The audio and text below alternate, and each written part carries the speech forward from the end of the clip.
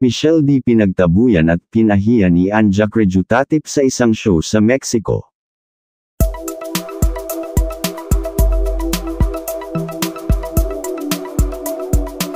Sobrang nakakaawa na talaga ang sinapit ni Michelle D. sa pagtrato sa kanya ni Anja Crejutatif sa isang show sa Mexico. Kumakalat na naman sa buong social media platform ang hindi umano pang mamaliit ni Anja Crejutatif kay Michelle D. habang sa kalagitnaan ng isang pictorial.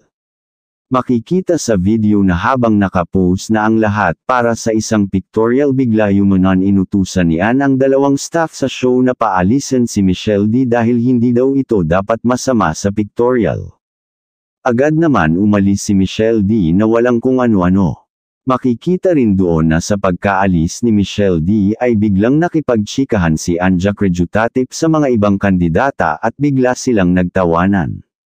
Nang makita nga ito ng mga Pinoy ay sumabog na naman sila sa galit at tinawag na baklang hamog si Ann. Ayon din sa kanila ay dapat lang talaga na hindi na magpadala ng kandidata sa Miss Universe at tuluyan ng drop out ang prangkisa nito dahil malaking kawalan para sa kanya ang mga Pinoy pageant fanatics.